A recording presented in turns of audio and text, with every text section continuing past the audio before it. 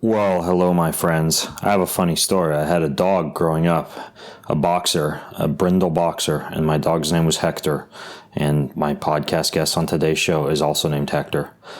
But he's not a dog. He's a pretty smart dude, especially when it comes to navigating the supplements industry. He's like a formulator. He knows a ton. So I got a chance to pick his brain for a while, and I think you're going to really dig what you come away with on this one as far as understanding the oft confusing wide world of supplements just a tad bit better. But before we jump into that, I want to tell you about, speaking of supplements, this stuff called Tianchi, Tianchi. Now, it's an herb extract, a whole bunch of herbs in one tiny packet. And the thing is, when you buy herbs, especially Chinese adaptogenic herbs, the herbal extract are mixed at about a 10-to-1. That means they use about 10 pounds of raw herb to make 1 pound of pure extract. This guy actually has about a 45-to-1 yield out of these Tianchi herbs, meaning 45 pounds of raw herb to produce 1 pound of pure extract. The guy that makes his name is Roger Drummer. He's been on my podcast twice. One of the smartest Chinese adaptogenic herbs and Chinese medicinal practitioners that I know. He lives out in Portland, Oregon. Anyway, so he's jammed inside this tiny pack Schizandra, Reishi, Ashwagandha, Aclonia. One really interesting one that's basically known as Huperzine, which is fantastic for blood flow to the brain. They use that on TBIs and football players. It's got a restorative for the liver and the kidneys. It's got something called polygonum in it, which translates to hose black hair, one of the main kidney restoratives in Chinese herbology. The list of these things go on and on and on. There's only one Chinese adaptogenic herb blend that you will find at my website, Kion, at getkion.com, and it's this stuff. It's amazing. You get one big box, and it says on the box, brighten your mind, and it actually does just that. I take it on an empty stomach mid-morning or mid-afternoon when I need a non-jittery pick-me-up. So check it out, getkion.com, and this stuff's called Tianchi. Getkion.com and look for Tianchi. This podcast is also brought to you by Gainswave. It is a well-kept secret that I've been using for months. It's a bedroom biohack for guys, and they actually have one for girls too, for fantastic sexual performance. Age, stress, a ton of factors get in the way of a fulfilling sex life. And what this does is it reverses all that. It's a natural treatment, takes a few minutes, breaks open old blood vessels, builds new blood vessels. It requires no needles and no drugs. And I actually put together a huge video of my first experience with Gainswave that you can go check out. Since I started drinking the Gainswave Kool-Aid, I've had better erections and better sex and longer orgasms. They use pulsating sound waves to increase blood flow to the penis. Gives you a firmer, more resilient erection. And you can watch the video. It's safe for work, kind of. And you can also get thrown into a promo for 6 treatments, and they're actually going to include another one on the house. If you get 12 treatments, you get the 13th free. I'm actually going in for a treatment at the time of this recording tomorrow. So go to Gainswave.com/Ben. They have practitioners all over the U.S. Gainswave.com/Ben to find a Gainswave provider near you. All right, let's go talk to Hector. He's an expert in human performance and nutrition. Voted America's top personal trainer and one of the globe's most influential people in health and fitness. His show provides you with everything you need to optimize physical and mental performance. He is Ben Greenfield. Power, speed, mobility, balance. Whatever it is for you, that's the natural movement. Get out there. When you look at all the studies done, studies that have shown the greatest efficacy. All the information you need in one place, right here, right now, on the Ben Greenfield Fitness Podcast.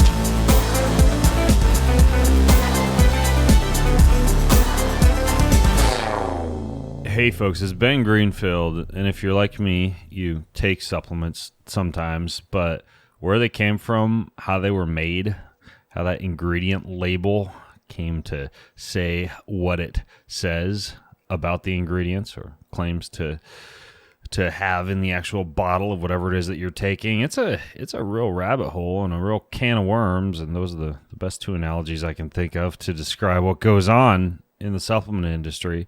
And occasionally I like to get industry insiders on this show, folks who kind of understand the nuts and bolts of what's going on when, say, you toss back a handful of capsules or take some kind of an oil or powder or tablet or anything else. And the guy that I managed to get on today's show is probably one of the most well-educated fellas who exists in the nutrition supplement industry. His name is Dr. Hector Lopez. He's an MD, and what I like about him is he's also a certified strength conditioning coach. So he understands exercise. He's got a big background in sports medicine and exercise science, nutritional biochemistry, metabolism, and clinical research. He's actually the CMO and the partner of Center for something called Applied Health Sciences, which is this multidisciplinary clinical research organization. And they actually focus on really increasing the body of evidence within the dietary supplement and the natural product and the functional medicine and the functional foods and beverage industry. And I'll let him speak a little bit more to that, as well as his participation in something called Nutria Vigilance, which basically acts to make sure that you're not going to die or have explosive diarrhea or get a third eye growing out your head when you take a supplement. He actually has a pretty starred history in the supplement industry as well, and consults a whole bunch of different professional athletes and professional athlete organizations, from the NFL to the NBA to the MLB and beyond. And so I'll let him tell you a little bit more about his history and how he got into all this in the first place. But I've been emailing Dr. Lopez and talking to Dr. Lopez a lot, just because, as many of you know, I have this new nutrition supplement company called Keon, and I'm really working on bringing out some very unique formulations, some novel delivery mechanisms, and most importantly, supplements that are of an extremely high quality compared to a lot of the crap that you'll find out there in the nutrition supplement industry. And so Dr. Lopez has been really helping me navigate through that as well. So, Dr. Lopez, welcome to the show, man. Awesome, man. Well, thanks for having me on. I've got to say, I'm a little embarrassed with that intro, man. That was a glorious intro, so thank you for that. You should be more embarrassed, because before we started recording, you told me you'd never even heard the podcast before. Yeah, that's true. Have you heard a podcast before? Like, do you listen to podcasts at all? I do on occasion. I've listened to I've listened to some of Tim Ferriss and Joe Rogan, and I've listened to some podcasts when I'm traveling sometimes. But you know what? I'm gonna have to listen to yours now when I'm traveling too. Those guys are jokers. Their podcasts are teeny tiny podcasts. Nobody listens to them. You got it. You don't listen to Ben Green. Who are they? Show, right? dude. Who are they? Yeah, those guys. Yeah. Who the heck are they? Right. So how'd you get into the whole supplement industry, man? I mean, you're a physician, but did you kind of start off being interested in nutraceuticals and pharmaceuticals and supplements, or was this something that you developed over time? Yeah, it's been an interesting journey, actually. So I would have to say that what's happened to me is I've actually just come full circle, to be honest. So I'll tell you a funny story, actually. So going back to when I was probably about 11 or 12 years old, and I remember, actually, I don't think I've actually ever told this story like on any prior radio or podcast or any show before. So oh boy, so there we go, man. We get the exclusive, baby. You're getting the exclusive. So actually, a pretty funny story. I grew up in Jersey, in North Jersey, so North Bergen. And North Bergen, I'm not sure if you're familiar with that was the initial headquarters and the very first vitamin shop, the Vitamin Shop store, the franchise of stores of retail. Oh yeah. I've seen those stores across the country. Yeah, I used to wander through those and go straight to that little metal shopping cart in the middle that had all the bargain bin stuff. Grab the fish oil that was knocked down from $35 down to $2, or just Yeah. try any of the fringe powders with the man in a can posing in the front of them. So yeah, I've wandered through a few vitamin shops in my time.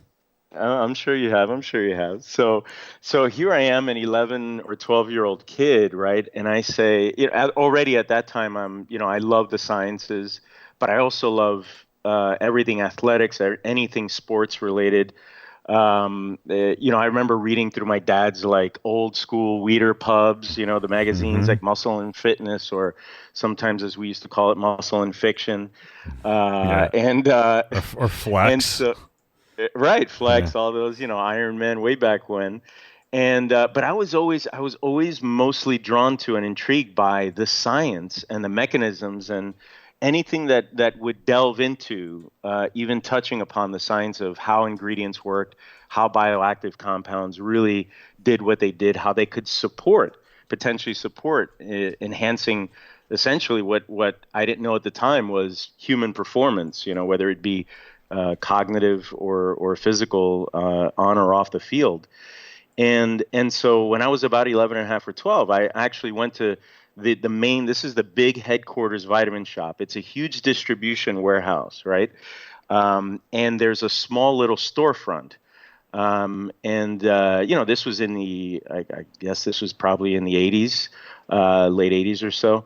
And I approached the front desk and I asked for a manager because I remember telling my parents, I said, I want to work at Vitamin Shop, but I want to do something in their labs. I want to work on I want to do something chemistry related or biochemistry related. And maybe I could do an internship or maybe I could just volunteer. I don't care, whatever it took, right?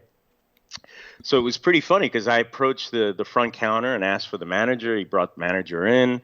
And I asked him, I said, I'm really interested in science. I'm a great science student. I'm straight A science student. Great at math.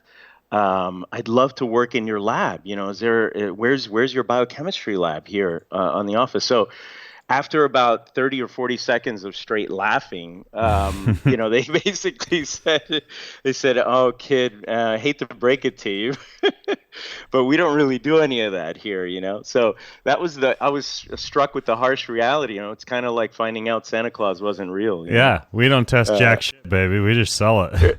Yeah, exactly. We just distribute and sell. We're good at the marketing piece, that we're good at. So the blowhorn. So if you can write marketing copy, we'll definitely do that. So that was the very first introduction into the harsh reality that obviously I had a lot to learn about the industry, but I was only, 11 and a half, 12 at the time. And so basically, look, I was a decent athlete growing up, but definitely not elite, by any stretch. I was not one of those guys that would walk into the gym and, had that sort of like mesomorphic physique. They'd inhale a couple times in the gym, walk out, and, they'd put on a few pounds of lean body mass, over a month. That was definitely not me. So then I started getting more intrigued in the and more interested in the science of, hey, if I wasn't going to be a pro athlete and I wasn't going to be able to play professional baseball, for example, then maybe I could find a way to make other talented athletes better, right? Make good athletes great, make great athletes exceptional. And so that's sort of got me down the path of everything that I looked at science-wise throughout high school. I always looked at through the lens of, I wonder how this plays into nutrition. How does this play into strength and conditioning, exercise physiology, exercise science, really the science of human performance and athletic feats. So that really was my genesis. I loved molecular biology and biochemistry, but I also had this passion for nutrition and the more macro stuff of how it actually all happens, from a molecular level all the way up to the macro level. So then I went to undergrad at Rutgers and double majored in nutritional sciences and molecular bio, and I minored in exercise science.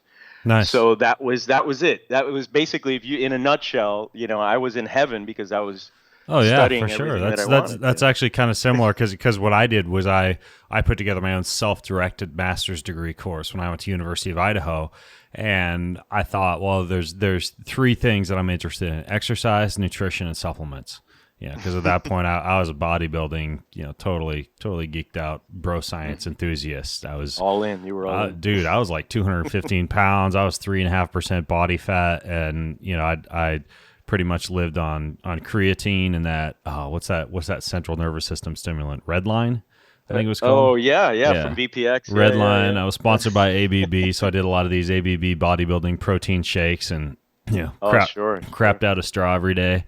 Had tuna can for tuna cans Eating for straight dinner out of tonight. the tuna can. Right? Oh, for sure. You put a little relish, a little ketchup in there to make it taste good. These days, I probably would have done stevia on top of tuna or something crazy like that. But anyways, yeah. So I did exercise science combined with a lot of advanced human nutrition coursework and a lot of pharmacology coursework. So I spent a lot of time in the microbiology lab and the biochemistry lab doing my practicums and my internships. And so it's kind of interesting. We wound up probably taking a lot of the similar classes in undergrad and graduate school, but you just decided to put on the big boy pants and become a doctor. Whereas I guess so, but I became a personal trainer. Whereas you went the personal training route. Well, I still I have a ton of respect for the fitness profession in general, right? I mean, that's I ended up getting my CSCS, as you mentioned, real early on. I was actually a CSCS before I was a physician, certainly before I got my master's in nutritional biochem. So yeah, I dig it, man. I get where your interests were at, and again, a lot of them were probably aligned, as you said.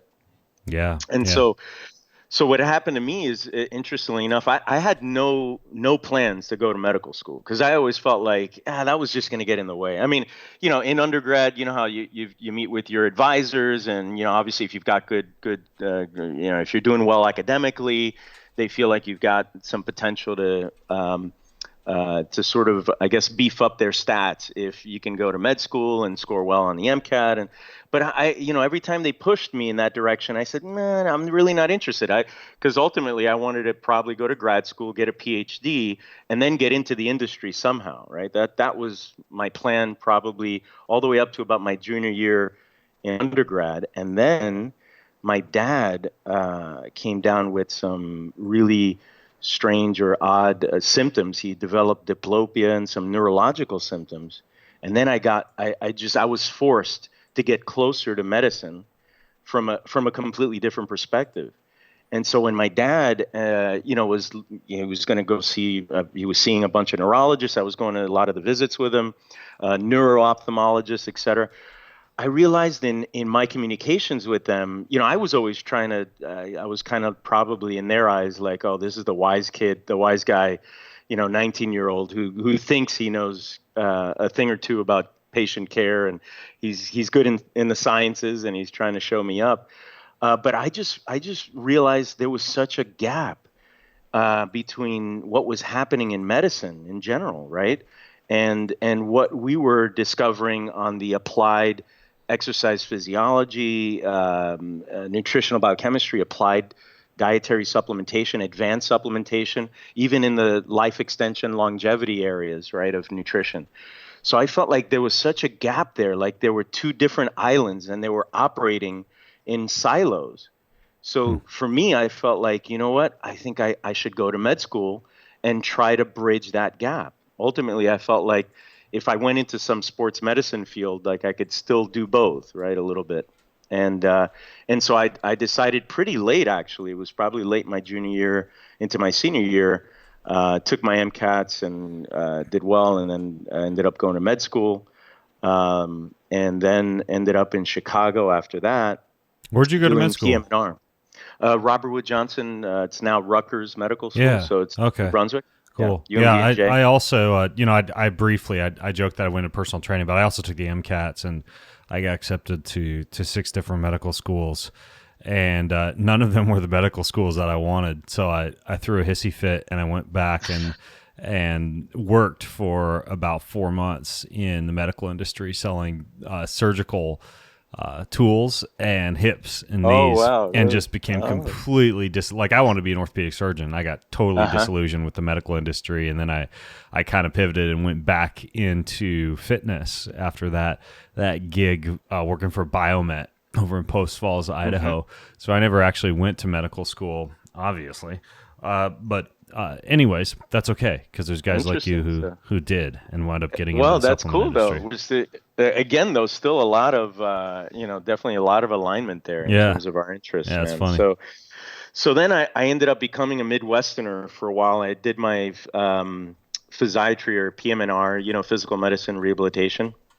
That was my specialty that I chose because, again, advisors and counselors trying to push me into a competitive like neurosurgical or orthopedic surgical field, and I just felt like, man, I just don't want to be in the OR. I want to be able to really integrate.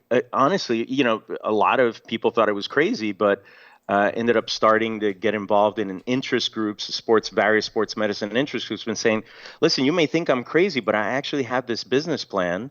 I developed a business plan while I was in med school that I wanted to integrate all of these things, right? All the things that I'm sure had we gone to school together, who knows? We might still be practicing together, because it sounds like you probably would have been interested in something like this that essentially was a complete integration of medicine, physical therapy, chiropractic. So we'd have a little gym, like a studio, a fitness studio in the office, a procedure suite to be able to do PRP and regenerative injection techniques, and this Yeah, was this was in the 90s, yeah, late this is 90s. so funny, dude, because when I graduated, I partnered with a physician. Well, not when I graduated, but after a couple of years working as a personal trainer, after I got my master's degree, I partnered with a physician, and we opened this one-stop shop for sports medicine. We had one of the first PRP units that when they Wait, were did you when they guys were first did you developed. use Harvest? Did you use Harvest PRP? You remember that? That was one of the I first ones I from don't remember the brand, but it was one of the Massachusetts. first Oh, okay. ones. We did. We had full high speed video cameras for 3D biomechanical analysis of gait, and Awesome. for cycling and for exercising. We had EKG set up. We had indirect calorimetry and VO2 max testing. We had a full biomechanics and exercise physiology lab that I was the director of. I was the director of sports performance That's for what was awesome. called Champion Sports Medicine. That was my job. That was my role for like 6 or 7 years. So yeah, I actually Wow. I did wind up kind of doing something. It sounds kind of similar to what you were doing, except Yeah, that's crazy. I was just the peon, not the physician. Oh, no, it seems like that's the theme you keep getting into here, but no, man, I think it's awesome because, yeah, again, very parallel paths here.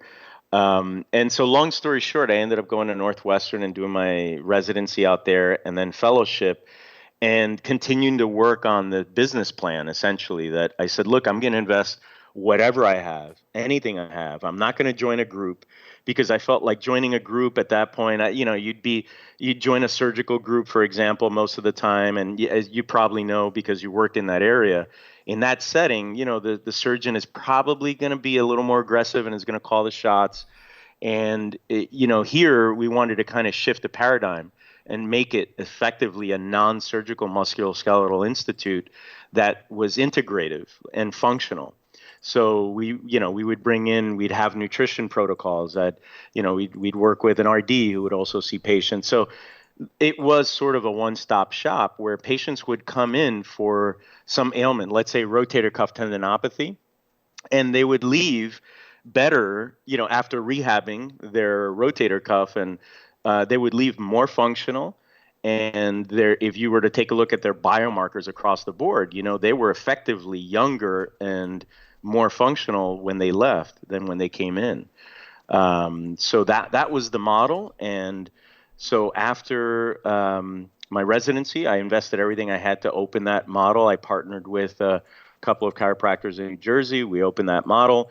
It flourished. I mean, as you can imagine, like this was earlier in the 2000s, there was really a dearth of that at least in this area, in New Jersey, New York. There was really no one doing everything to that extent.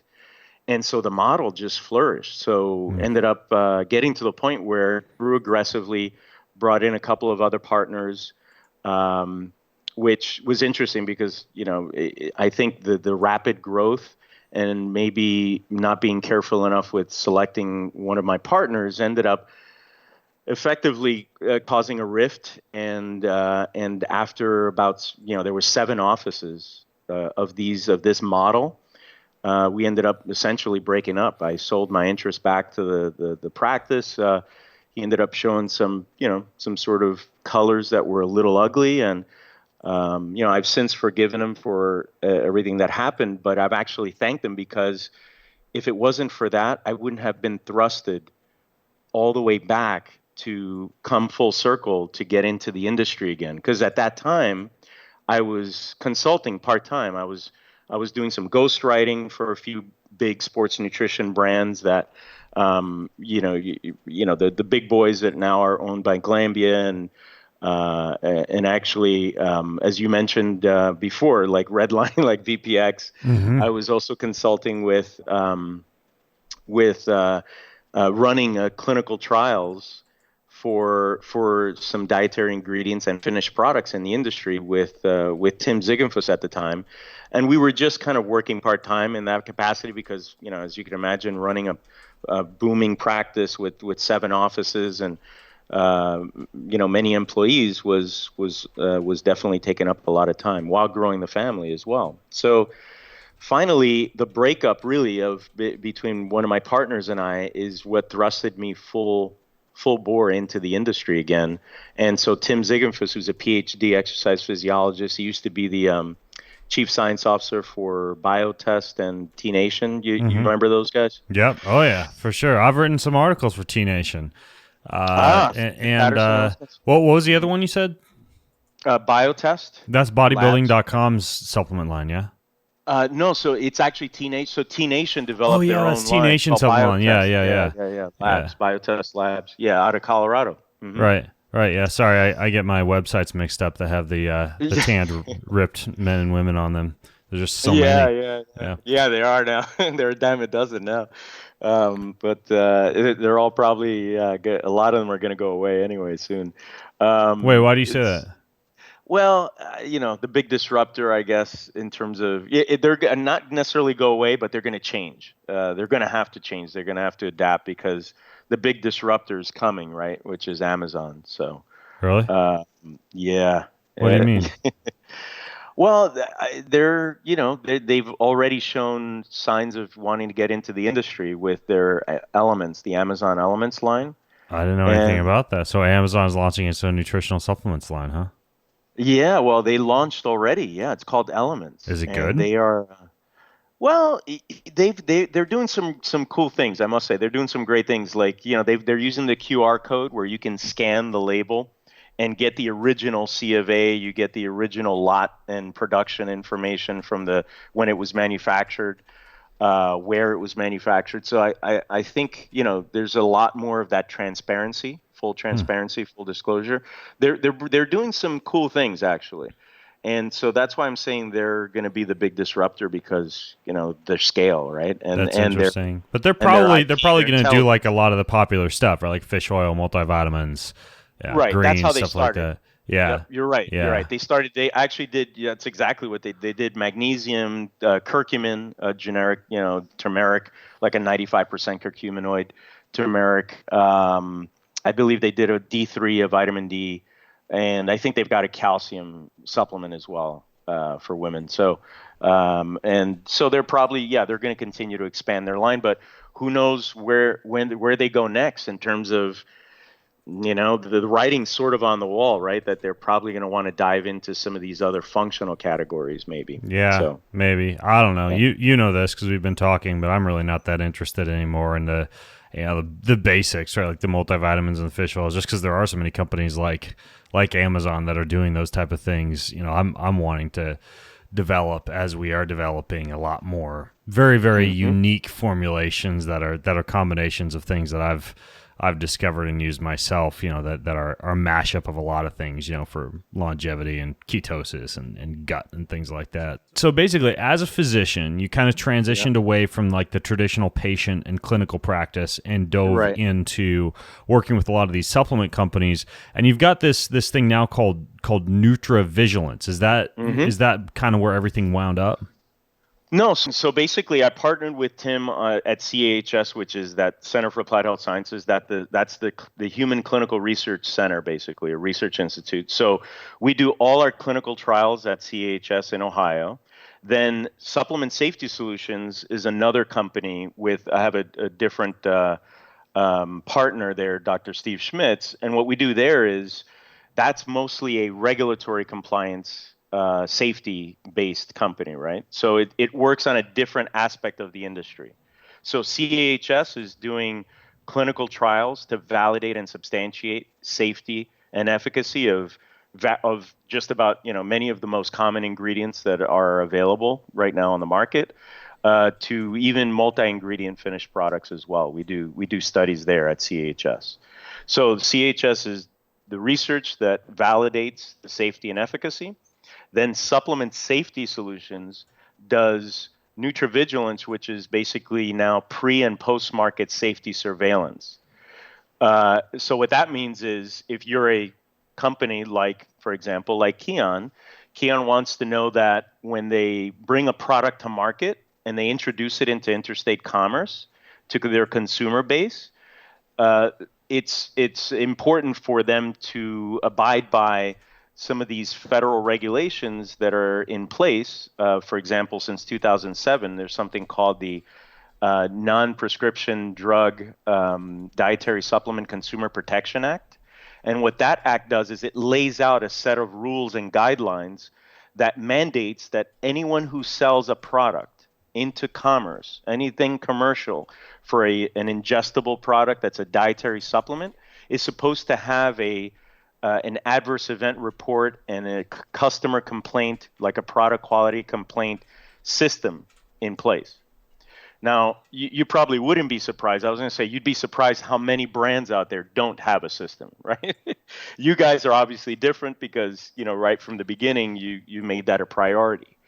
But there are many brands that are still flying out there without an actual legitimate system that can actually keep an eye on the cookie jar, if you will. I want to ask you what that means for people who are actually grabbing a supplement. But and by the way, not to sure. Distract us too much or dive down too deep of a rabbit hole. But I just checked out that Amazon supplements line. Yeah, I don't like it, dude. Like they've got their multivitamin is like folic acid grown on yeast. It's like synthetic folic acid, which is it's kind of bad news bears for people who've got methylation issues. The vitamin D is like a crap load of vitamin D. There's no vitamin K or anything in there, so you get increased risk of calcification. Somebody needs to tell Amazon what's up, because I wouldn't use this stuff. I think if you think about it, if you're them, they're trying to dip their toe in the water and be very careful with. I'm sure they've got a team, an army of attorneys and legal guys that are. It's almost like the product development team there is probably being run mostly by regulatory and by legal, which is not the way you want to run a company if you want to be innovative and truly, bringing something of a little more unique value, at least. Hey, I want to interrupt today's show to tell you about these fantastic little coconut wraps that I lovingly wrap my salads in. You can put like a little almond butter and some fresh berries in there to make yourself a healthy PB&J. These wraps are made from coconut meat, coconut water, and extra virgin coconut oil. That's it. Those are the only ingredients. They're gluten-free, raw, vegan, they're paleo-friendly. Everything is ethically sourced, and they come ready to roll. You can put anything in them, and they have this wonderful kind of chewy flavor. They even have a turmeric option, flavored with a little bit of organic turmeric powder. This is just one of the many fantastic and certified organic items that I order when I shop at this company called Thrive Market. It's an online grocery store. 70% of their stuff you can't even find on Amazon, so don't try. They're the largest retailer in the country that sells exclusively non-GMO ingredients. They have a little filter on their website where you can filter stuff based on your preferences: paleo, vegan, non-GMO, fair trade certified, ketogenic, you name it. You just click a button and boom, they have everything there. It's a fun website to visit too, because rather than getting sticker shock at all the prices, they actually have everything at 25 to 50% below traditional retail prices. I don't know how they do it. It's magic. Anyways, they're also, even though their prices are already up to 50% off, they're giving you an extra $60 in free groceries and free shipping. Extra $60 in free groceries and free shipping. So what you want to do is go to thrivemarket.com/greenfilled. That's thrivemarket.com/greenfilled. That automatically gets you in the free groceries, the free shipping, everything. This podcast is also brought to you by Health IQ. Health IQ uses science and data to give you lower rates on life insurance because you're a runner or a cyclist or a strength trainer or you eat a super healthy diet, right? Don't you? Well, if so, then you can save 4 all the way up to 33% on your life insurance. It's kind of like saving money on your car insurance for being a good driver. Health IQ saves you money on your life insurance for living a health-conscious lifestyle. So what they've done is they've set it up so that you can not only learn more, but you can get a free quote. Very, very simple to do. You go to healthiq.com/Ben. That's healthiq.com/Ben. They've shown that physically active people have a 56% lower risk of heart disease, 20% lower risk of cancer, 58% lower risk of diabetes. And Health IQ is basically going to bat for you based on this data to get you lower rates on your life insurance. So healthiq.com/Ben. All right, back to today's show. You were talking about how a lot of these nutrition supplements companies and we don't want to kick the horse to death because I think a lot of people know that it's not that well regulated, the nutrition supplements industry, and in many cases folks can just push out there whatever they want and slap anything they want on the label, even if the bottle doesn't contain what it says that it contains. But when it comes to an issue like that, like what are some examples of common things that people are consuming that really aren't regulated that well? I mean, in terms of one bottle versus another, what are some of the shocking things that you've found in the nutrition supplement industry? Okay, good. Yeah. All right. So obviously without giving anyone up, because as you can imagine in this position, especially under supplement safety solutions, sometimes I feel like a priest or a rabbi, right? We end up finding out everyone's darkest, deepest secrets, right? In terms of, wow, that really happened. But some of these things that occur, they happen because of human error. They're not necessarily intentional, right? So I'll throw that caveat out there. Not everything is done with intentional malice, right? But I will say, look, we were involved in a situation where there was a disgruntled employee at a contract manufacturer, right? And a pretty prominent sports nutrition brand, unfortunately, ended up succumbing to having their product run on a line that this disgruntled employee was employed on and was during his shift. And let's just say that he introduced less than desirable items into product. And that's something that we were able to discover and do a root cause analysis and investigation. And, that's part of what we do that's one of the extreme reasons, right? Why the FDA mandates that if you're going to introduce a product into interstate commerce and you're going to have consumers using your product, that's why you need to have a surveillance system in place, even after the fact, after you've produced the product, because sometimes the only way you ever find out is if you're surveilling what's happening, right, with consumer complaints.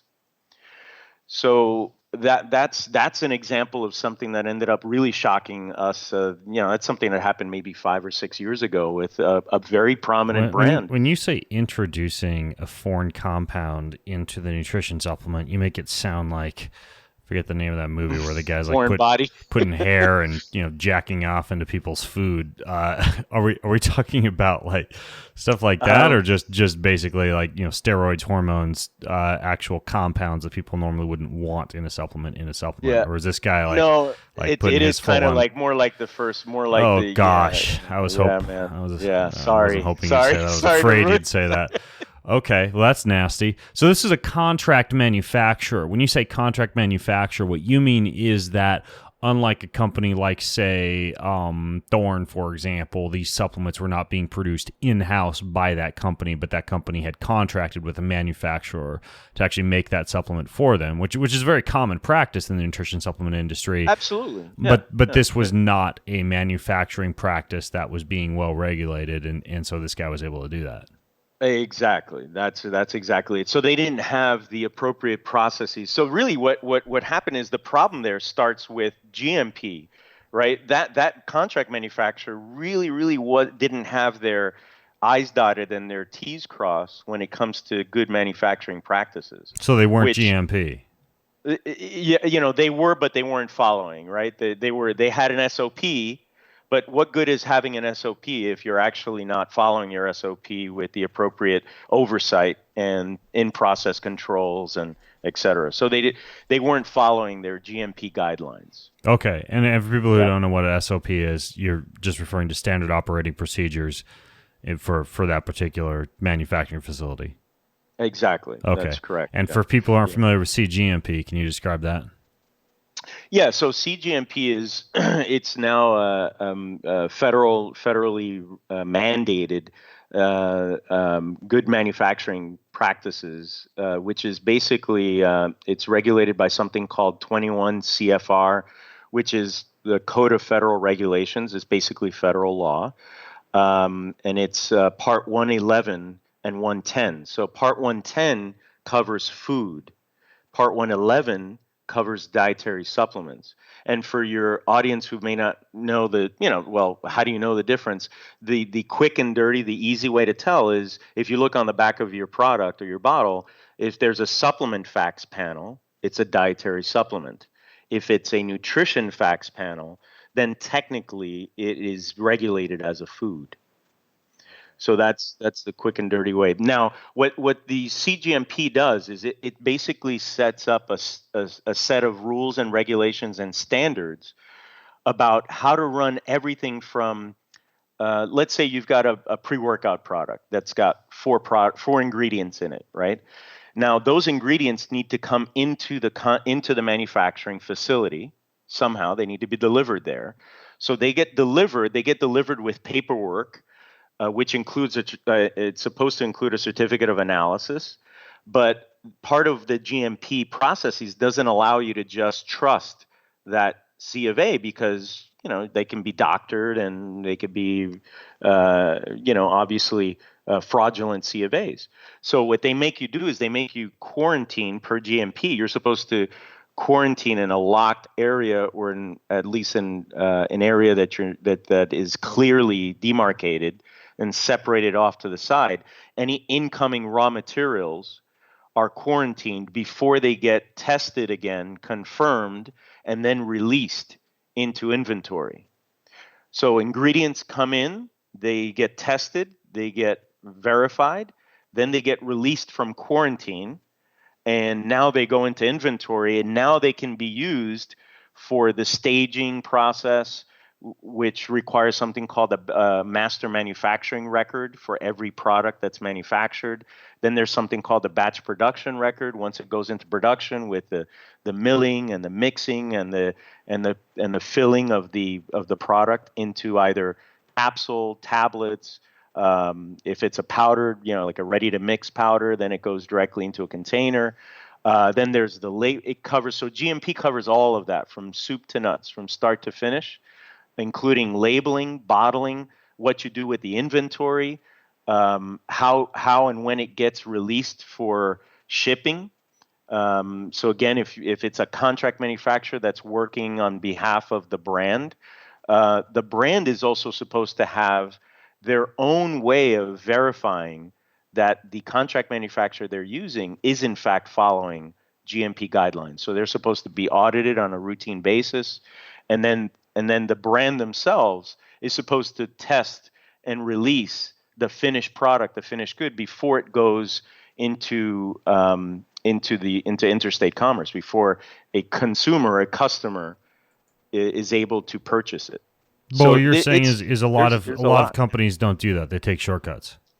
Yeah, of course. Yeah, because right, it takes resources and money to do all of this, right? And so yeah, if a company is motivated by economics and they're trying to save a buck, then this is an area they can certainly save a few bucks in, right? Is the process, the GMP process. In addition to, they can save a buck by using inferior quality ingredients, raw materials. Those are other ways they can obviously save $1 or $2. Okay, so to do things right, like let's use, for example, people, like there are a few supplements that I take every day, like a multivitamin, fish oil, creatine. Those are some of my daily staples. Let's say fish oil, for example. Walk me through what it would look like for a company to be doing everything right when it comes to designing a supplement like that a lot of folks are taking. Like what would be the steps that you would love to see a company going through, or that people listening in could look into when it comes to the nutritional supplement that they're using as a staple, and whether or not the company making that is actually going through each of the steps that you would like to see a company going through? Yeah, so let's use your example of fish oil, for example. So fish oil is a good one because actually, so I used to do some consulting for Nordic Naturals. They're definitely one of the leading, I'd say, fish oil brands in the world right now. So one of the things you want to make sure is first there's your raw material, right? So what's your source of the raw material? So fish oil, you can source fish oil from different biomasses, right? So you can source it from sardines, you can source it from salmon, you can source it from any other fatty fish, anchovies. Some of the things you'd want to make sure if you're going from scratch and you're building a fish oil brand per se, is first you want to make sure that your source is fresh, that it's reliable, that it's sustainable, and that you can test it, obviously, for purity and potency. So with fish oil, right, you want to make sure that it's fresh. So one of the ways you can check for oil freshness is you can see if it's oxidized, right? You can check for peroxidation value. Now, this is an area where it can get a little controversial because there actually could be a role, believe it or not, for consuming somewhat what people would consider, well, that's rancid fish oil or rancid oil. Why would you ever place rancid oil into your body? Why would you ever consume that? Well, there's actually there's a theory of if you take salmon oil, for example, and ferment it, some of those oxidized byproducts are actually signaling agents, and you can actually take advantage of the hormetic response, and your body can develop an endogenous antioxidant response to it. So it's almost like you're introducing a stress, and then you're adapting to that stress. But let's just say you want the freshest fish oil possible, right? Because that could be a little controversial, and that could be another discussion for another day or an article. But so you want to check for peroxidation value. Then, of course, you want to see how clean that oil is. So you want to make sure that it's independently tested using something called ICP mass spec, which is mass spectrometry. It's a spectroscopy is a way to basically measure the level of heavy metals in the product. So you want to see what kind of heavy metal load it contains. You also want to, when you're talking about fish oil, you want to test for things like dioxins or persistent organic pollutants, things like PCBs or polychlorinated biphenyl compounds. And then once you have clean oil, you want to keep it clean. So one of the things, for example, that the best fish oil companies in the world do is when they source their fish and they start to extract the oil, they actually start doing it and keep it under what's called the nitrogen blanket. So they use nitrogen gas to keep not only the temperature down and under control, but also when you have nitrogen gas in a closed loop system, you're basically displacing oxygen. So you're able to keep your oil a lot fresher, right? So you're preventing the oxidation from taking place. So after you know that you've assured exceptional freshness and you've got high quality oil and you're keeping it that way, then you want to basically have control over your entire supply chain, or as much as possible. And if you're the kind of company that cannot have control over the entire supply chain, essentially from like, if you're talking about a botanical product, from seed to shelf, or in the case of oil, from fish to bottle, then you should at least have an incredible amount of oversight over that entire process. And there should be a chain of custody that allows you to see everything that your oil has been through, what it's been exposed to, what processes has it been exposed to, what temperatures has it been maintained under, how has it been cared for throughout the entire supply chain until it gets to the bottling facility or manufacturing facility, which then goes into those stages that we talked about before, right, into GMP. How many people? So, how there's many, a lot that goes into a good quality product. How many companies in the supplements industry do you think are actually jumping through all these hoops with their products? Oh gosh, man. It has gotten better. I will say that, and part of the reason it's gotten better, it's because of exposure, right? I mean, social media, for example, it's keeping more companies honest. I would say it's probably, you have tiers. You probably have a top like quartile. You could probably break it up into quartiles. Like you have a top 25%, where a quarter of the brands are really following all the necessary steps to ensure that they're providing a high quality product to their consumers. In terms of following all these steps and jumping through all these hoops. But then you've got another 25% that's probably doing maybe 75% of it.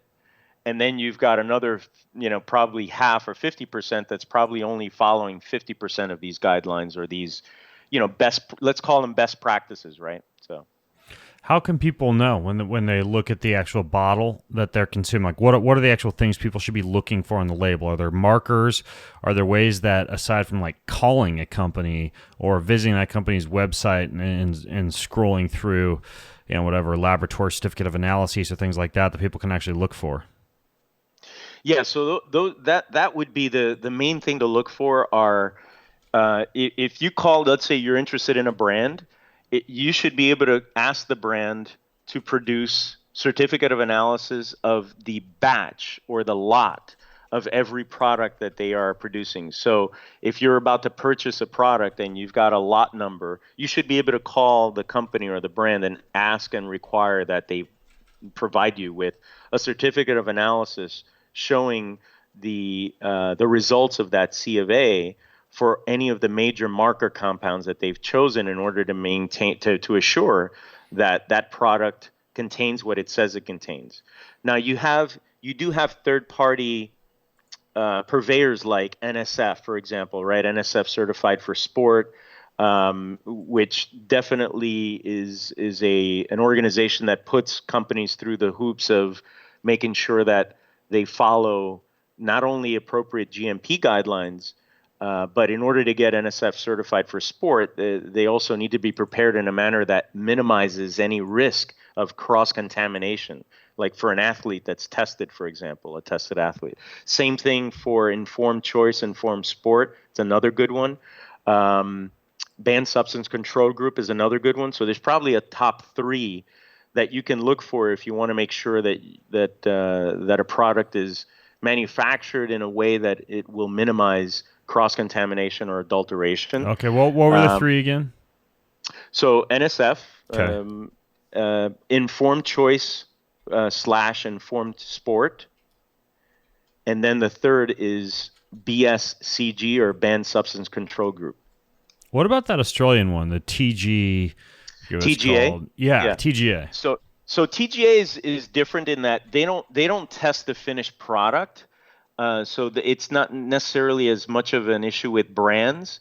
TGA is more of a level of certification that a contract manufacturer has to undergo in order to be TGA certified.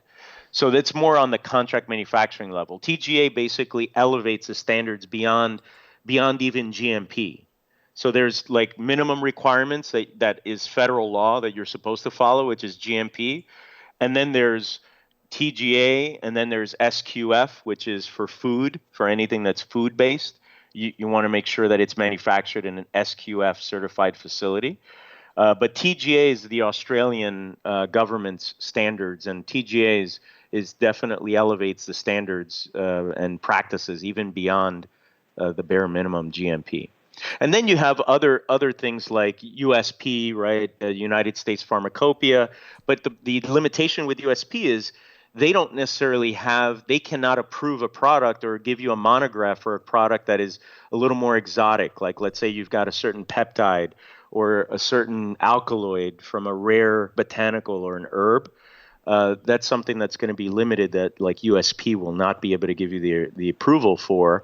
And then finally, you have, what we're doing now is by popular demand now with a lot of the companies that we're working with, that Supplement Safety Solutions, we're actually providing a seal as well that it's called Nutria Vigilance Verified.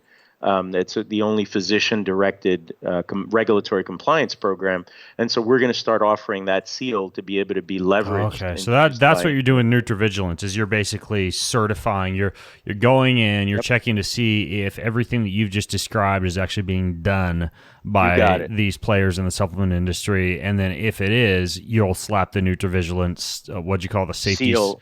It's a seal. Yeah. It's like a logo, like a seal. Yeah, but you call it the supplement safety. Supplement Safety Solutions? It's Nutria Vigilance Verified, Supplement Safety Solutions seal. Yep. Okay, got it. So that's what people would look for as well, would be some sort of a seal like that.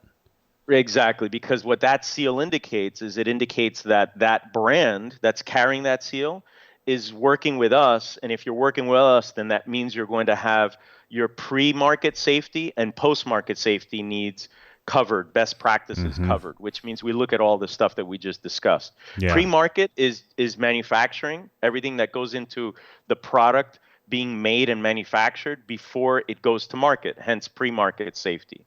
Then post-market safety is that's the vigilance and the surveillance, the ongoing monitoring of, hey, what's going on once your product gets out there? Did we get a spike, for example, a signal in complaints of GI complaints? Maybe there's nausea, vomiting, diarrhea for a certain batch or a certain lot. And again, that might not be because of any intentional malicious. It could have been that there was a bad batch of a certain raw material or botanical. And if we go back and reanalyze it, we might see that the microbiome analysis is off on that particular batch of that ingredient when it gets retested. I want to move on to like some of the crazy new stuff, like the crazy new ingredients out there that you're excited about. But what are some of the crazy new ingredients out there? I mean, for everything, there's like new calorie restriction mimetics, there's new ketones, there are new longevity formulas, new pre-workout molecules. Tell me about a few of the molecules that you're excited about, and also I'm just curious how you find out about this stuff. I mean, are you hopping on a plane to China and visiting labs in other countries? Are you wandering around the forest with your farmer's hat on, like digging up roots and harvesting things? Like, how does it actually work in the position that you're in to find new ingredients? And then what are some of those cool new ingredients? So okay, so do you want to start with how we do what we do when we're kind of going on the prowl for new cool bioactive ingredients? For sure. So that's something we do through Nova Nutria, the third company of the triad, sort of like you mentioned before, and through Nova Nutria, that's where back to that triad. Nova Nutria, Nutria Vigilance, and what was the other one? So there's the Center for Applied Health Sciences is the research arm, the R&D arm, right? Then there's Supplement Safety Solutions / Nutria Vigilance, which is the regulatory. Then the third of the triad is Nova Nutria. And Nova Nutria, like the name implies, is where we look for innovative new ingredients, new bioactive compounds that we discover, then we study, we incubate in our lab, and then we basically button it up so that we have safety data, we have efficacy data, it's regulatorily compliant, and then what we do is when we out-license that to a partner, a third-party partner, like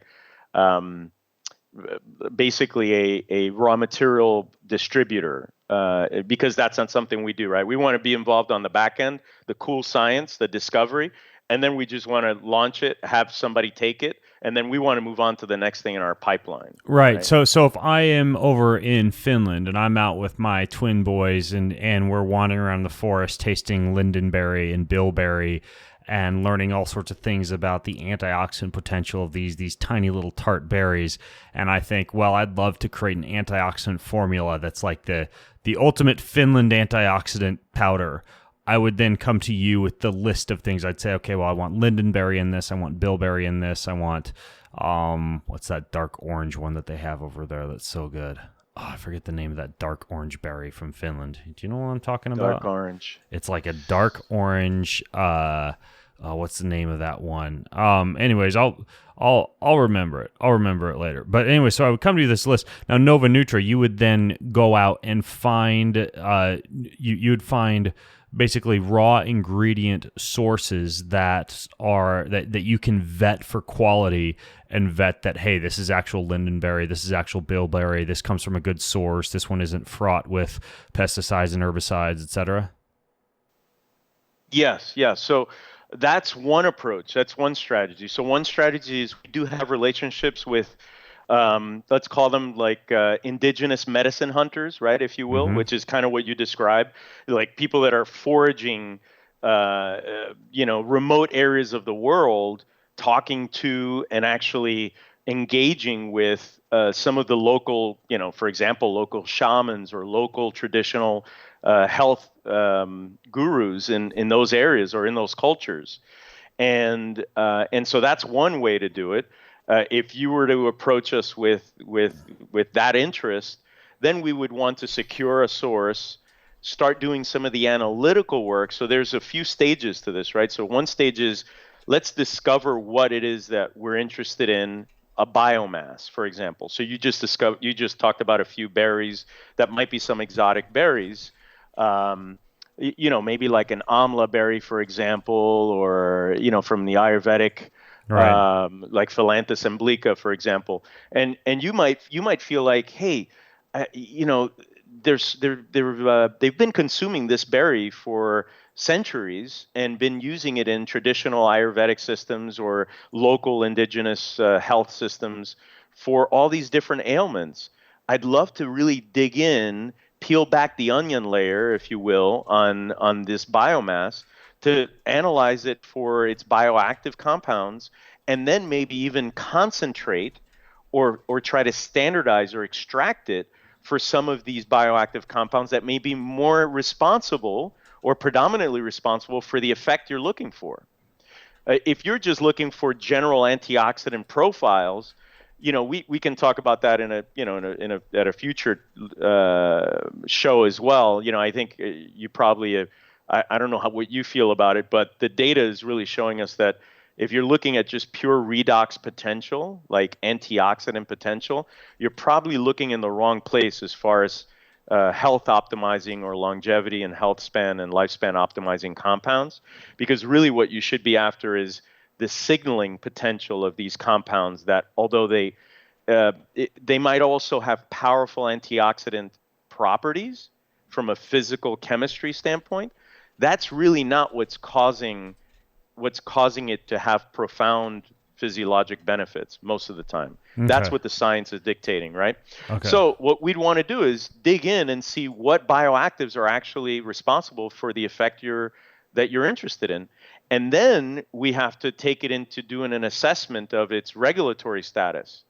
meaning is it considered an ODI or an old dietary ingredient that's been on the market before 1994 if you wanted to launch it in the US?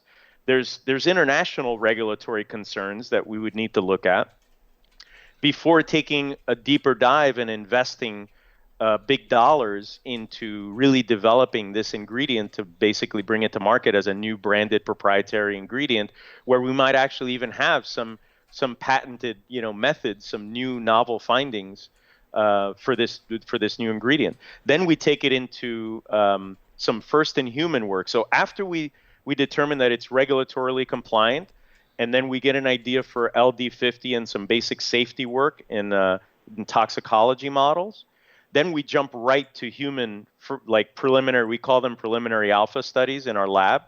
And what the cool thing about having our clinical research center, the CHS that we talked about before, is that lab can also serve as part of the incubator for any new ingredients that you want to bring to market. Okay. So in our lab, we can do our first in human experiments there and see if something's actually moving the needle, because we do things differently than you would in pharma, right? In pharma, you would go through this like high throughput screening and in vitro and tissue culture and cell culture models. And then if you've got some molecular mechanisms, then you take it to animal preclinical. And then from animal, then you start your first in human work, right? Your phase 1. That just takes way too long, number one, and especially when you're talking, number two, you're talking about compounds or ingredients that are naturally occurring. And so safety is less of a toxicity is less of a concern. And if we're not able to move the needle in humans in a small cohort of subjects, of 5 to 10 subjects, then that ingredient or that product is probably not worth bringing to market per se, or at least it falls lower on our totem pole. Okay, got it. So by the way, sea buckthorn berry, for people who are wondering. Sea buckthorn. Sea buckthorn. I was thinking it was cloudberry. Cloudberry is another really good one from over there, but sea buckthorn, that's the one I really like. Sea buckthorn is high in palmitoleic acid, right? Omega-7. It's one of the few omega-7s. Cool have that and some reindeer, and you're off to the races, baby. Anyways, though, I know, really good stuff. I'm going to live in Estonia for the summer with my family at this Mind Valley University thing, so I'm sure I'll have some over there too. I'm pretty sure they have sea buckthorn in Estonia. If not, I'll take the ferry over to Helsinki and find me some. Anyways, though, so what I was asking, though, before we dove down that rabbit hole was, what are some of the ingredients that you like that are kind of like some of the newer, sexier things? Like, give me a few examples. Here's an example of, say, like a calorie restriction mimetic that's new on the scene. How you find something like that, and then how you would then turn around and make that available to, say, like a supplement manufacturer. Yeah, so I'll give you an example, like a couple of the ingredients in our actual pipeline that we developed, for example. And obviously this is, full disclosure, we have IP on a couple of these ingredients, right? So a lot of people don't know what that means when you say that you have IP. Oh, yeah, so intellectual properties, meaning that we have an interest, a financial interest in some of these ingredients that we are bringing to market, because we've discovered them and done a lot of the development work. And then when we license it to an ingredient supplier, then we end up seeing a percentage of their sales. So there is a business interest, obviously, in many of the ingredients that we bring to market, if we're bringing a new one to market. I just wanted to get that, full disclosure, not to hide anything. It's just, so to give you an example, so theacrine or T-crine is one of the ones that we're most proud of. And methylliberine or dynamine methylliberine is the generic compound, which is a purine alkaloid, and it's sort of a chemical cousin of theacrine. T-crine is the brand name. Yeah, that's like an alkaloid that's kind of similar to caffeine, right? It is. So what's really cool about this is the way we went down that rabbit hole is to bring that to market. Is we went back and said, I bet you there's a few rare teas, botanical species teas like Camellia genus, right? So green tea, for example, is Camellia sinensis. That's like the species name for green tea, or black tea. Basically, any major white, black, or green tea is coming from Camellia sinensis as the botanical, that's the plant. where you can harvest the leaves from. So we went back and found that there was a particular tea called kucha, locally in the Yunnan province of China. They call it kucha tea.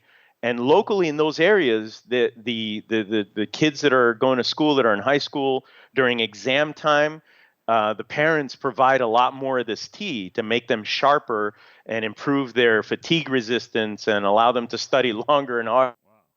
Whenever somebody comes down with the quote unquote the flu or some other ailments, this kucha tea is kind of like one. It's been locally in that area. It's been one of the go-to remedies, right? So we decided to take a look at that species, and that species is called Camellia assamica variety kucha instead of Camellia sinensis. So it's basically a different species of tea. And within that tea, you find a bunch of alkaloids like you do in many other plants, right? Plants have a lot of alkaloids, and alkaloids basically just means that there are bitter compounds that are nitrogen containing. They have amine groups or nitrogen groups, so that makes it an alkaloid. Usually has a higher pH if you put it in water, right? So that's where the term alkaloid comes from. So the alkaloids that were found in this particular tea were very unique. It had a unique profile, something that you don't find in your standard green tea or black tea or white tea. So we were really intrigued that it had actually been characterized chemically over 30 years ago, but no one ever did anything with it. They kind of just they characterized like 35 different compounds in this tea, and no one ever really went any further with it.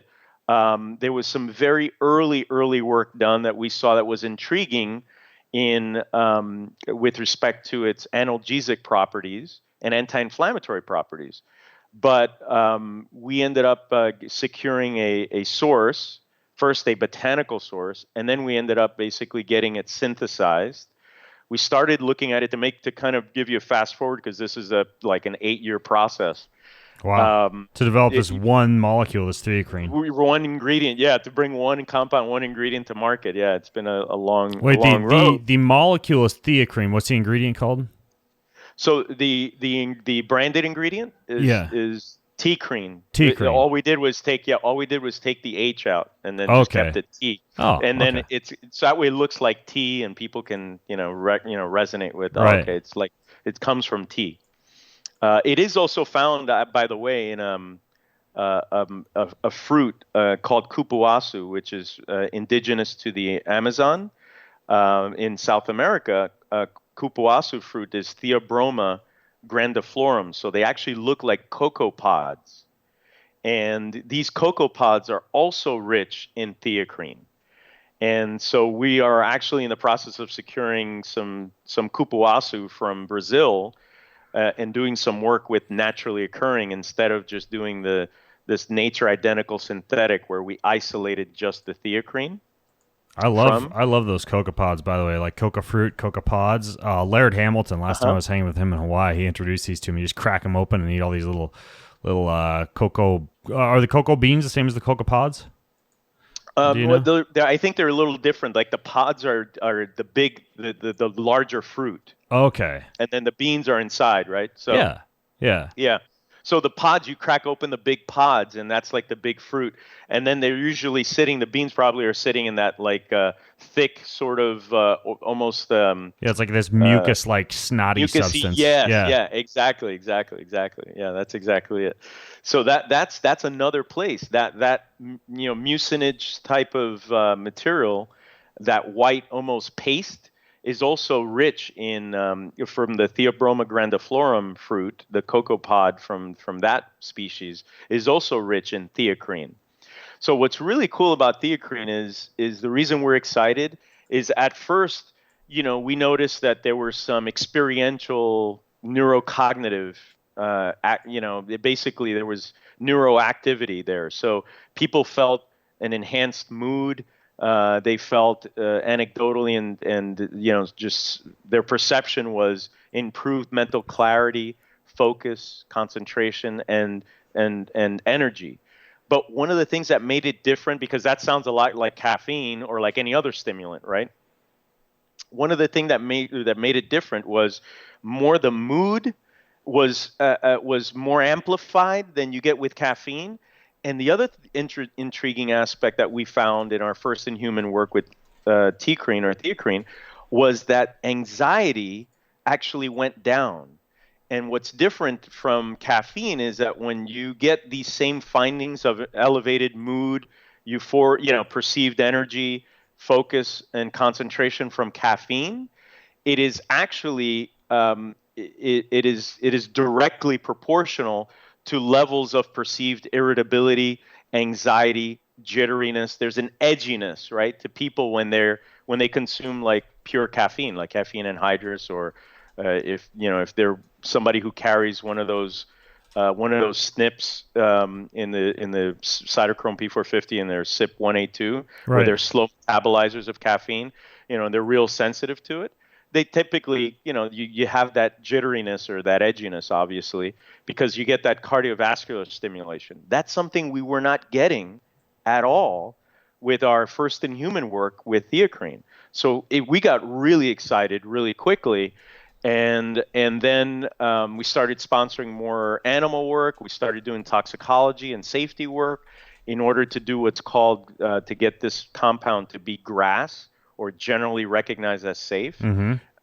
And that's a very high standard that you need to meet. It's a high bar that the FDA sets in order to be able to do a ton of safety work that shows that your ingredient or substance can in fact be consumed effectively on a daily basis safely as part of the food supply.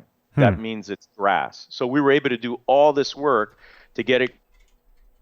And now there's even animal data that shows that this compound, T-crine or theacrine, not only is it a neuroactive ingredient that's great for energy, mood, focus, and cognition and nootropic benefits, but beyond that, there's now animal data showing that it has hepatoprotective effect and even upregulates sirtuin, like SIRT3 genes, and mitochondrial efficiency in mice that are fed theacrine over so you get almost like an anti-aging effect.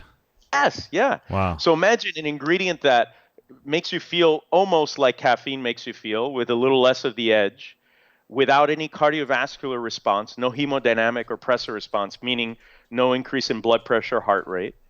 And there's animal data to suggest that it actually has health span and life extension benefits, and it has hepatoprotection benefits, and it has neuroprotective benefits beyond just it making you feel good and improving your performance. It doesn't just make your engine work better per se, but it even has neuroprotective benefits in animal models that are that they do what's called restraint-induced stress.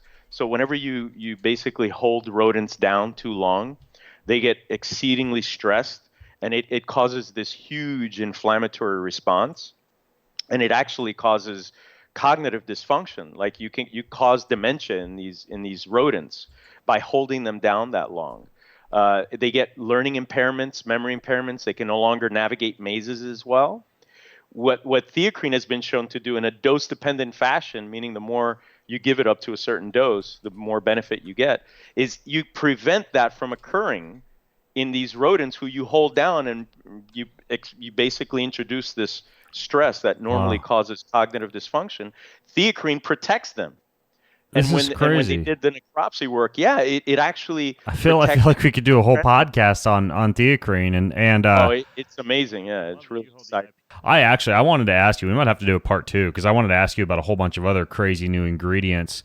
But I also wanted to ask you about quick. If you want to do like a quick, I don't know, like a flash, like a lightning round. Let's do rapid fire. Throw 2 more crazy new ingredients out there at me. Like give me the 30-second overview, because I also, before we wrap up today, I want to ask you also the one thing I don't want to let you go before I ask you this question.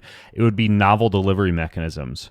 Right, because the capsules are so old school. I want to know about some of these patches and lipophilic delivery mechanisms, and I'll do a quick rapid fire with you on that because, a lot of times I get these podcasts going, and I've got, I actually, one of the things I do is I go over people's blood work and data with them and work with companies like Wellness FX to do this. And so I've got the next couple of hours after we finish just going over people's blood work with them. But before I dive into that, my first client is in 15 minutes. So we got a few minutes to play with here. Fill me in on a couple more of these crazy new ingredients. Give me a 30-second overview, and then let's dive into novel delivery mechanisms.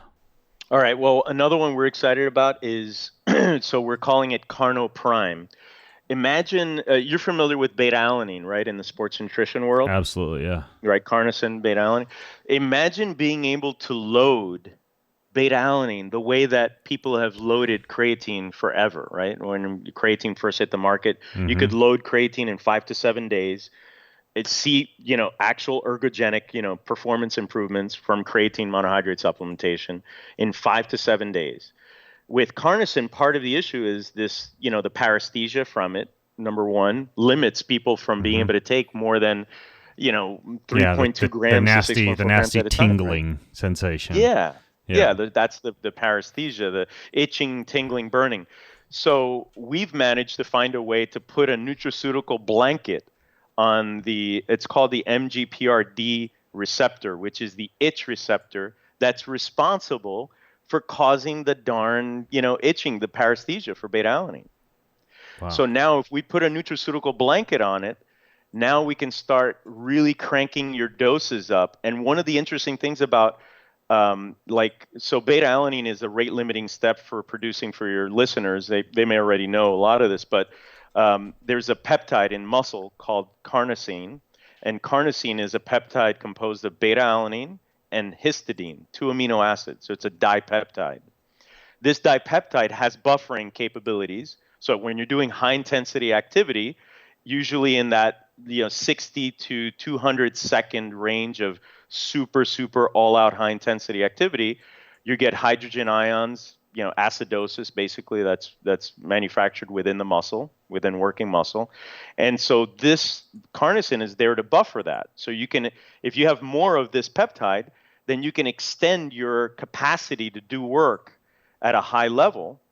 And so this has enormous application, as obviously, as you know, for everything from MMA athletes to CrossFitters to high-level athletes that have a sprinting component in there, to racers, etc., cyclists, you name it. So we managed to find a way to get 15 to 25 grams of beta-alanine per day. Wow. And what that allows us to do is to get a total dose of over 150 grams or so of total dose of beta-alanine. That's basically the magic dose, total dose that it takes to increase levels of intramuscular carnosine, that peptide, enough to about 30 to 40%, enough to where then you get the ergogenic benefit. Wow. So we're excited about that. So we're bringing that to market in the next year. There's also other cool stuff like alternative fuels. So an alternative fuel is basically, imagine something that doesn't really burn like a fat or oxidize like a fat, doesn't burn like a carbohydrate, but it's also not a ketone, an exogenous ketone, which obviously have started to make their way into the market over the last couple of years. So I'm excited about that because these alternative metabolic fuels or substrates that don't burn like a carbohydrate or like a fat have metabolic health benefits in addition to potentially some really cool performance enhancing benefits. Microbiome modulation is an exciting area that's going to continue to explode, and also the endocannabinoid system, man. Yeah. Before I let you go, because I want to come back to some of these unique ingredients, and we could do a separate podcast on these, but novel delivery mechanisms, they're like patches, microneedle injections, like under the tongue delivery mechanisms, like things that are not encapsulations per se that you've looked into that you think are going to be kind of the next big thing in the supplement industry, or things that you think are going to be really good as far as delivering and increasing bioavailability of a lot of these compounds? Yeah, you know what? I'll be honest, Ben. I'm not that. I'm not that tweaked by like more transcutaneous, more transmucosal, liposomal technology. It's like we've kind of been there, done that, to be honest, right? I'm actually more excited about unique applications or delivery systems in terms of from pill fatigue, right? Everyone's tired of like consuming 15 capsules a day, or for those of us that are really into the optimization, right? So I think what I'm excited about are like tabletop mobile options, things like 3D printers. Imagine being able to print off your own customized set of bioactive compounds before you leave in the morning or for the next week before you leave on a trip. Imagine being able to print those off. You've got like cartridges that maybe deliver basic elemental compounds, and now you're able to sort of print off your own supplements. Mobile options. I think in the future you might be able to do that connected to your mobile phone. Those are things I'm pretty excited about. I think there's even like recently like a tabletop version that has like access to 25 different ingredients, and it basically ends up creating a shot for you. It's almost like a Mr. Coffee or like one of those like Nespressos or Keurigs, right? Type of setups that you can hit a button and then you end up, basically with whatever you need on demand. That's crazy. That's similar to I have a friend. He's like this rich guy who lives out in Texas. There's only a few people in the country that have this, but they have these fancy $70,000 to $80,000 water filtration systems, and they can hit a button and have the water they're showering or bathing in deliver things like melatonin, vitamin C, etc. But they're essentially just bathing in it and using the skin as a delivery mechanism. This is crazy. You go to like a dashboard on a wall. I forget the name of the guy who develops these. I think his name is Leo. I'll see if I can find a link and put it in the show notes for folks. But yeah, it's nuts. By the way, for people listening in, the show notes for this show are over at bengreenfieldfitness.com/Lopez, as in Hector's last name. That's bengreenfieldfitness.com/Lopez. But yeah, I mean, a skin delivery mechanism via water is super interesting. Anything else? Any other delivery mechanisms? No, I mean, obviously you've got your basic, you've got mucosal, transdermal, mucosal meaning, buccal, using various films like biofilms, I guess could be a cool thing to utilize. You can apply biofilms either to skin or to the inside of your cheek, to your gums. So I think, those are convenient ways to get some of these unique ingredients that have classically poor bioavailability systemically to be able to really crank some of those plasma levels up there to deliver a certain effect, Yeah. Cool. It's the Aquapellis is the name of that water system, by the way. Aquapellis. It was a dude I talked to at an anti-aging conference. I think his website is phprescription.com, and on that website it's mostly just like their normal filters and stuff like that. But if you contact him and you're listening in and you have a bunch of money to throw around, you too can just take all your vitamins as you bathe. So that's awesome, man. Yeah, I've got no financial affiliation with him, but it's an interesting idea. Yeah, imagine walking into it's almost like you can incorporate that into saunas and stuff. Right? I know. Wow. If I happen upon $70,000 lying on the street as I'm walking by, I'm gonna snag it and get one of those myself. Well, Hector, I mean, like I mentioned, we kind of scratched the surface on a lot of this stuff, so I think I'm gonna have to have you back for part 2. But in the meantime, for those of you listening in, the show notes are over at bengreenfieldfitness.com/Lopez. And Hector, after we hang up here, I'll get in touch with you. We'll schedule part 2. Sound good?